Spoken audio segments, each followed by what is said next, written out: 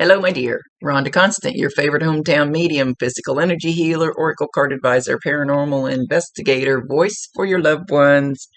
How are you today? So, I don't believe I've done a reading for you before. I like to explain real quick kind of how it works. I see, hear, feel, sense, know. They talk to me. They also show me pictures, and I call it spiritual charades. Try to describe the picture the best that I can. They never waste a message. There's always a reason for whatever they show or say. So if it doesn't make any sense now, keep it in mind. You'll either see it later, remember it later, or somebody else will validate it for you later and go, oh, I know what he's talking about. This is not an exact science. We communicate the best way we can. Sometimes you got to stretch it outside the box a little bit. He won't give me all the details. Details are none of my business. And he should give me just enough so you understand what he's referring to. So we're gonna talk to Dad.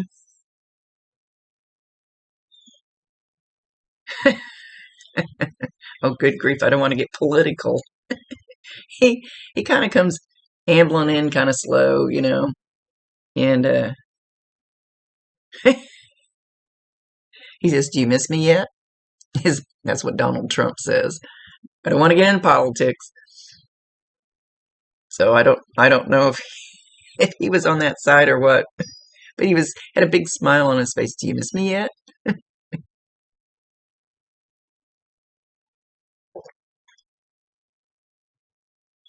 He says, "Oh, honey, do not worry. You have done everything just right. You've done everything perfect." He's talking about his arrangements. Everything's perfect.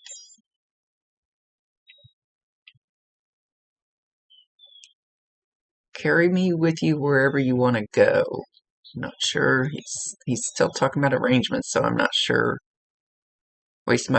Whether you had him cremated and you're going to carry him with you, or he's talking about you carrying him with you in your heart.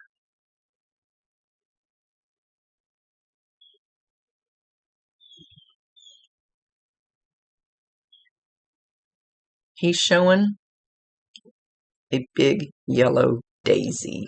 Not daisy, lily. Big.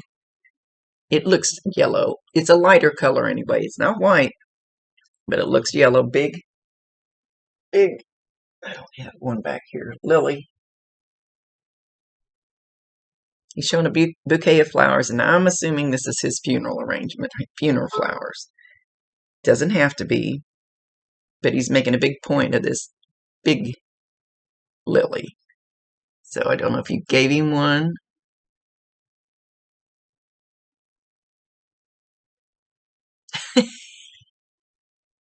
He's laid back. He's laid back. He's calm. He's got a smile, a small smile on his face, and he's like, "This stuff's kind of cool."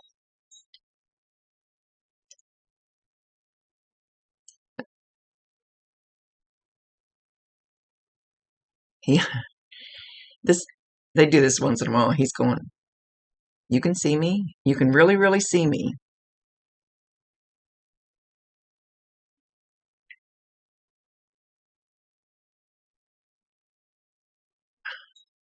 I'm not sure I caught this right because I would have no clue what this means, and it's not for me to know. It's just for me to pass. I'm just the messenger. Something about a green horse. He's not showing me a picture of it.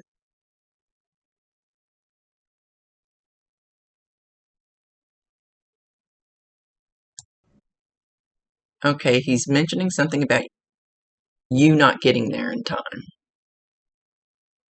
So I don't know if he's talking about when he was passing, or late to the funeral.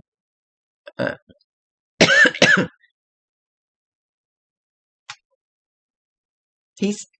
he said it's no big deal because I was riding along with you.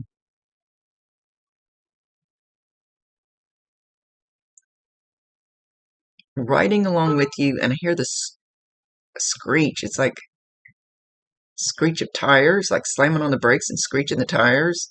I don't even know if the new brakes, if you can actually make the tires squall when you step on them.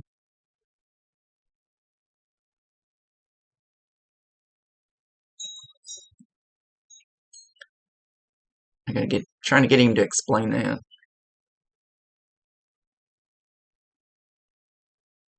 It doesn't matter if you were late because I was there with you. You didn't have to be with me. I was there with you. And like I said, I don't know if this is about his passing, but I feel like I need to explain that right before we pass, a lot of times our spirit, our soul already kind of leaves our body. You've heard of people hovering over their accident scene and going, that's me down there. What the hell's going on? That's because our soul, our spirit is already on its way. And he says he was riding in the car with you. Something about brakes squealing or something squealing, tires squealing, something. Anyway.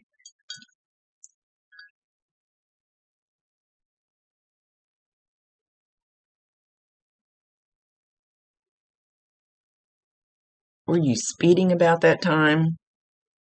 Because he's sitting in the passenger seat going, slow the hell down. Be careful. I love you.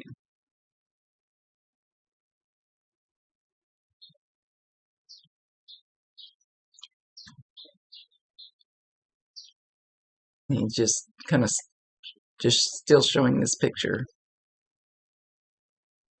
Do you have something hanging from the mirror in your car? If you do, watch for it to move. And of course, if you're driving down the road, it's going to move. There's motion. But like if you're just sitting there, well, if you rock the vehicle, though, it might move. I don't know how it would have to be sitting still. Anyway, watch for that to move, or watch for it to turn around the other way when it shouldn't have, or fall off, or watch for whatever is hanging from your mirror or whatever hanging from something in your vehicle. Watch for it to do something. So sometimes that'll be a sign from him.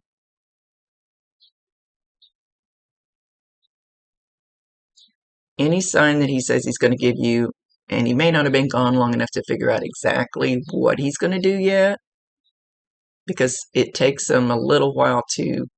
I asked my medium friend, I said, okay, because I believe in multiple lives, we've been here before. If we've been here this many times, we go back, don't we just automatically know what the hell to do? She goes, nah, it doesn't work that way. So it might take him a little bit to figure out exactly what he's going to do. So we'll see.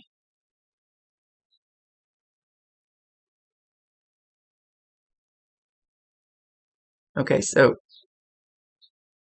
when we leave, they've shown me that they kind of peel us like an onion. They peel off all the heavy layers of this earth, but it's the negative, the anger and the resentment and the regret and those negative heavy energies. They peel them off of us. They cleanse us till we get lighter and brighter. Our vibration goes higher because the ultimate goal is the love vibration. It's the highest vibration there is.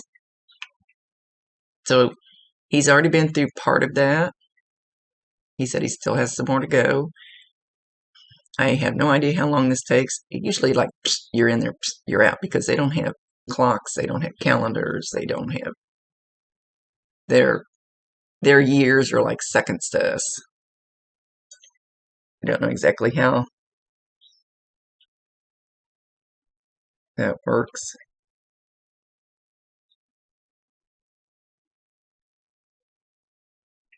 But he said he doesn't have a lot to work on because when he left, he was pretty much at peace with himself. Pretty much knew who he was, knew what he'd done, didn't do, had made peace with that, knew that mistakes were normal, learned from them, and he just had kind of a peaceful soul where this is who I am, this is what I've done, and I'm okay with that, and I've moved on. So he learned a lot of his lessons while he was here that he was supposed to do.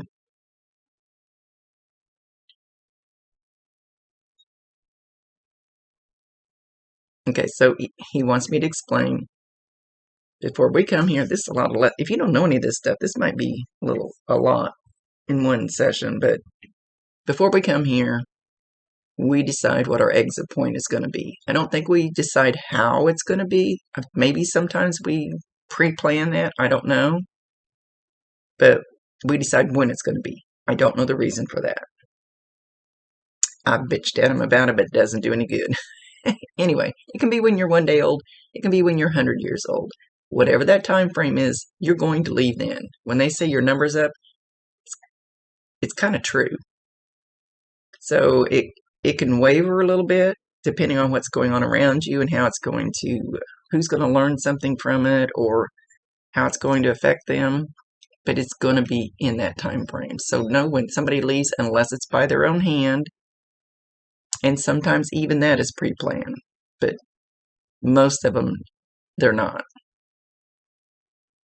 That it's the normal course of life. And it's planned that way. And I don't know why I don't get to make any of those decisions. I just know that's the way it works.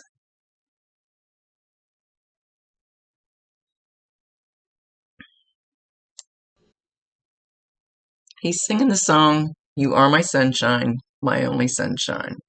So go YouTube it, Google it, whatever you need to do. Check the words out. And he's singing it very softly. Anytime you hear this song, it could pop up on the radio, it could pop up in a movie. You could be walking through Walmart and feel your head turn to the side, and there might be a picture in a frame that says, "You Are My Sunshine." Some kind of wall hanging. Anything like that, "You Are My Sunshine."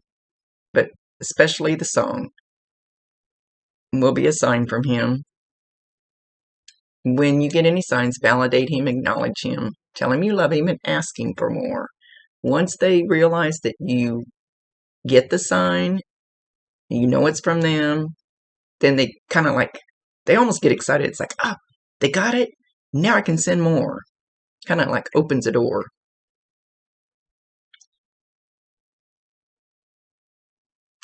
You might hear somebody humming because now he's humming the song, but he's very softly. You can hear it up here too, or you can hear it in one ear. So if you hear something in one ear, he says, oh, it won't always be him. Grandma, his grandma, his grandma. He found his grandma that he loved very dearly. Very excited about it. So anyway, if you hear something in one ear, usually if they try to talk to you, you'll either hear it up here. We have telepathic ears. We can talk without opening our mouth. Or if you hear it with your real ears, it's usually one ear. And it could even be a high-pitched. Could be a humming. It could be a high-pitched shriek. I have tinnitus, so my ears ring all the time. But when I get it, it's a totally different sound in one ear.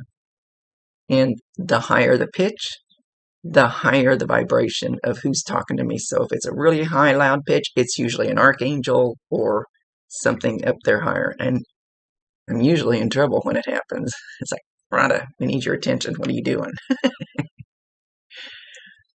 But he's not going to be doing that to you.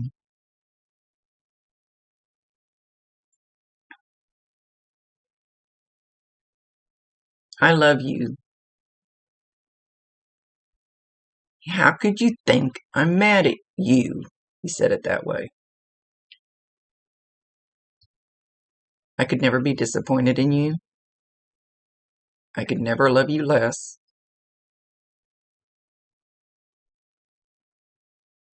I could never admonish you for the way you loved me.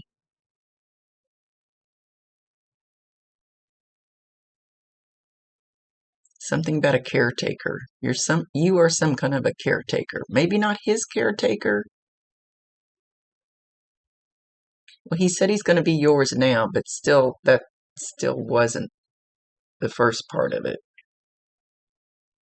Something about you're a caretaker. I don't know if you're a caretaker for a job. You're a caretaker for everybody around you. You're a caretaker for your kids. You're a caretaker for your parents. You're some kind of a caretaker, but he says now he's your caretaker. Again. Still. I love you. Don't doubt me. Make a mark. Use your passion. He said, find your passion, use your passion. And he was flipping that back and forth. Again, make a mark.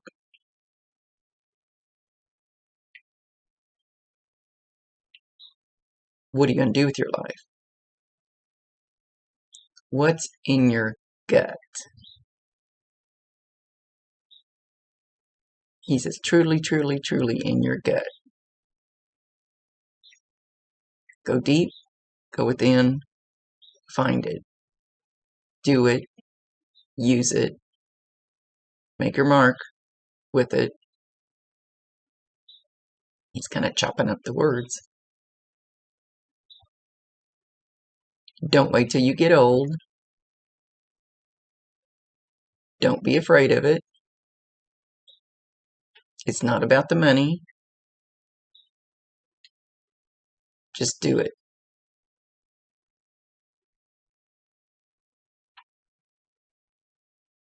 So, okay, he's talking about what is truly in your heart, in your gut, that would truly make your soul sing, truly make your heart sing. Even if it seems like the dumbest thing in the world. It might be tap dancing. I'm not saying dancing is dumb. I did it for years. You know, it could be something like that. You think, well, I can't make any money at this. I'm not going to do it, but I would really like to do it. Maybe it's ballet. Maybe it's painting. Whatever it is, even though you don't think it's going to be a career to get a paper paycheck, do it on the side. Take some time to take classes, whatever the heck it is. He knows what's in there. He's not telling me.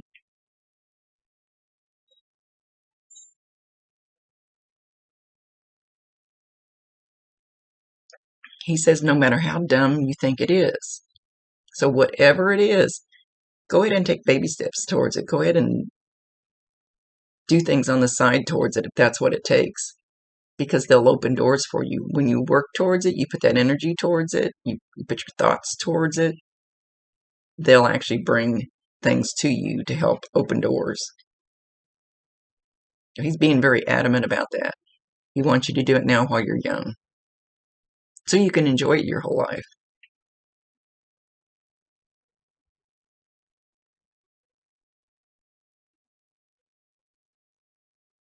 He says there's some things he wanted to do his whole life, but he never got around to it. Never did it. Is it a regret? Yes, but that might be one regret he hasn't let go of yet, that they haven't cleansed him of yet, because we don't have those things up there. We don't hold grudges. We don't have regrets. We understand the way things worked. And when we come back the next time, we won't make the same mistakes, hopefully.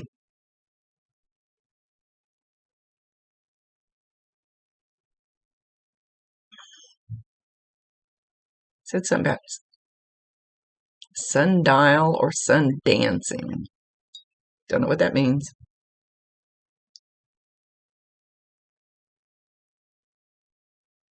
You're beautiful. Oh, he's putting a star above your head. He thinks you're the star of the show. Superstar, he says. It's almost like a little cardboard yellow star on top of your head. He's still thinking of you as a little girl. You're still his little girl.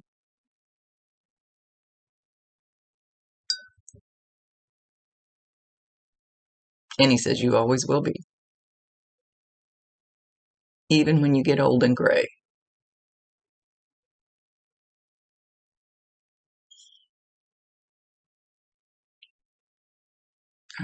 Asking him something he's not answering. I can't make him answer.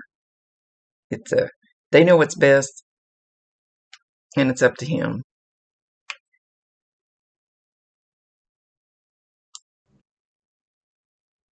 He wants you to let go of any regret that you have about your connection with him, about his passing, about things that you think disappointed him, where he's going to be cleansed of his regrets up there with their help, special help. You have to do it yourself down here. So you need to leave that baggage behind. He is in not even close to having an angry, upset bone in his body towards you. He said, you need to leave any regrets you have concerning your connection with him behind you. Because he doesn't see any of that. He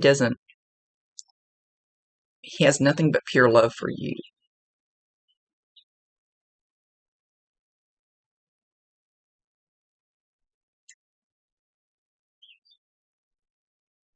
So he says that will only weigh you down.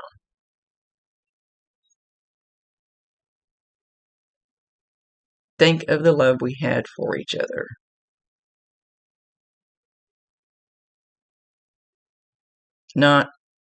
He says, not like you didn't make his coffee right, or you didn't cook his egg right, and it may not even be those exact things, but it's like the little things you think, oh, I didn't do that right for my dad. I didn't do that, and I didn't do that. Let that go.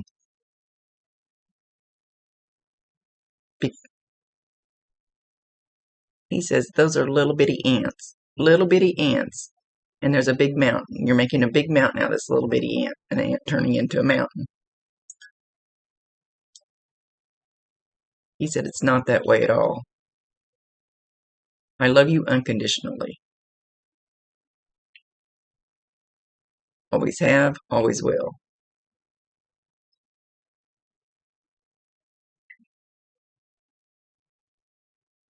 I'm trying to get him to tell me who might be there with him, or maybe who greeted him, but he wants to stay on this connection with you and him and nothing else. Not even people around you.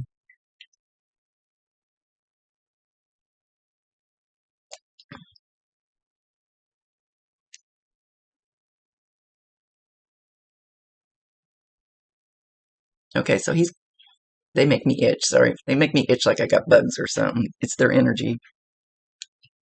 He's taking his hand, do it again, and he's stroking it over the top of your head. Just kind of an absent-minded, I don't mean that in a bad way, but just kind of almost like stroking the top of your head. So you should feel that. And when a fly lands on this spiky stuff, I can feel it. So it may feel that slight. I never know how somebody else is going to receive the energy. Everybody feels it different. But you could feel like tingling. I've actually felt my skin on my head move. And I know it's not moving in just one spot. You could feel like a real warmth. You could just feel the tickling. You could actually feel your hair move. Don't know how it's going to come across. But no, again, when something like that happens, validate him, acknowledge him, and tell him you love him and ask him to bring you more.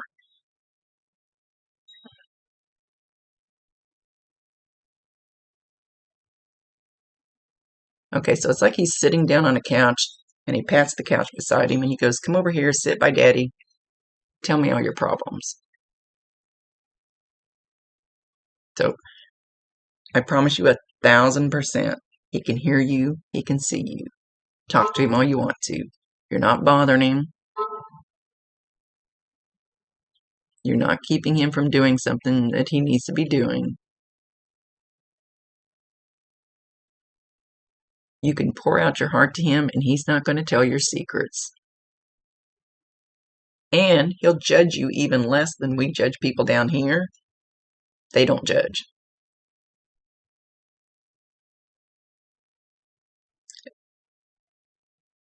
They're all about love, healing, cleansing, and helping us down here. But we have to be willing and open to accept the help. I mean, we have free will choice. They cannot override your free will choice. My guides are always upset. They're going, oh, geez, Rhonda, you're doing that again. We told you not to.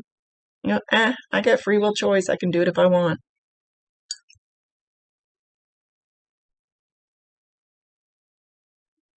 So, since they can't override your free will choice, you have to ask, but you have to be willing to be ready to whatever they bring to you, or the doors that open, or the people that call to go to the next step.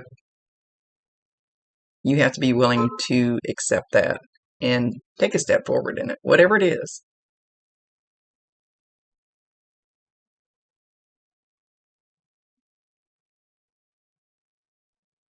I'm always dragging my feet. They're always mad at me. They're not mad. Seriously not mad. They're just like, okay, we're still waiting, Rhonda. You're still doing it? We're still waiting to help.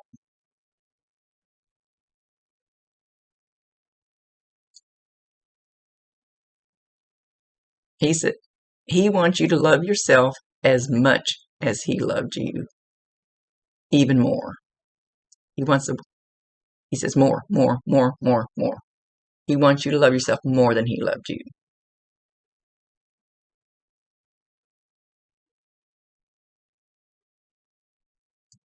Shoes. Something about shoes.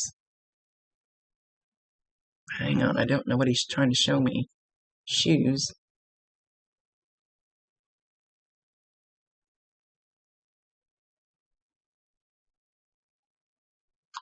He just showed me the bottom part of some legs, like almost like they're in a recliner or something. And one of the shoes is kind of, I don't know if these legs are crossed. It doesn't look like it. And one of the shoes is falling off. It hasn't fallen off, but it's falling off. I have no clue what the heck this is. It's his show. I let them do anything within reason. They know best. I don't know what I can't even tell for sure. Well, they look like tennis shoes. So I don't know what he's trying to get across, just showing these tennis shoes. Kind of up, kind of out. One's it looks like it's crossed, but the bottom of it, the foot's turned. There's a reason. There's always a reason. And just keep that in mind.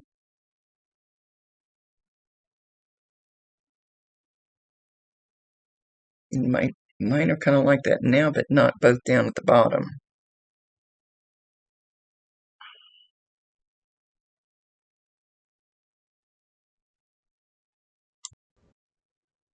Okay, so I asked him for one more sign, and I think I already said that he may not have decided what he can do, how he can do it yet, so that may not all be decided. He'll learn more later. It's kind of like the movie Ghost, and Patrick Swayze is in the subway thingy with the spirit, and he's trying to teach him how to flick the bottle cap and kick the can. And it took Patrick a while to learn how to use his energy because he didn't have a body anymore.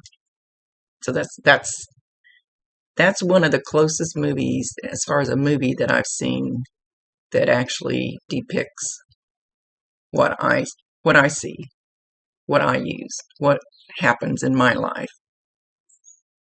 So anyway, he's holding up a potato chip or some kind of chip.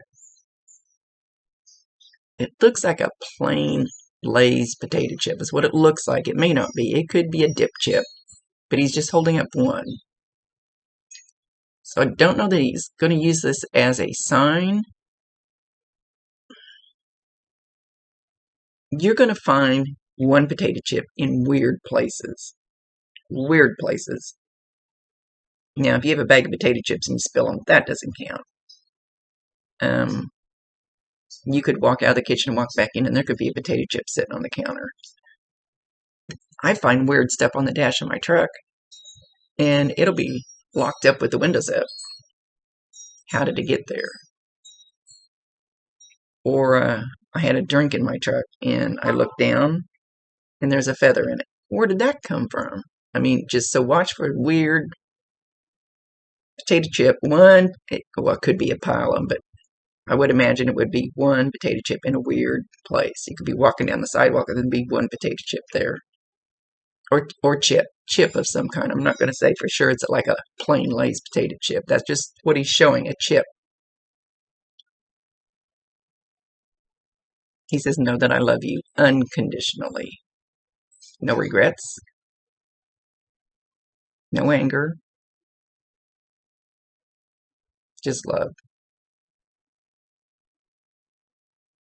You're my baby girl. And don't you forget it.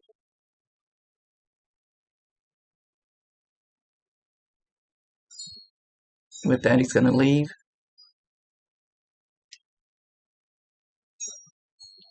He turns around, he waves.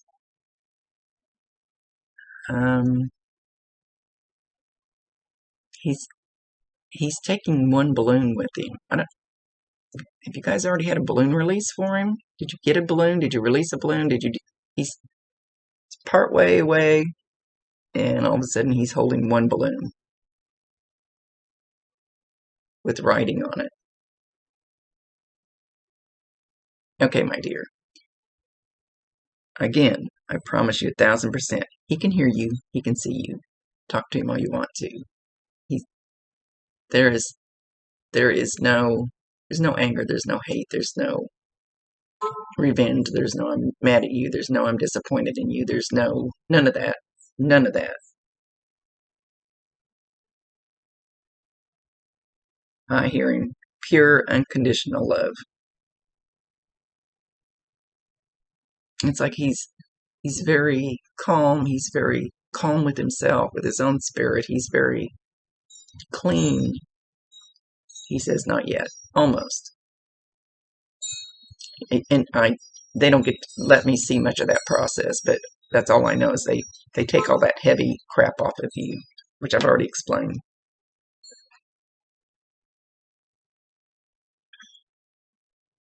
Okay, much love to you, my dear.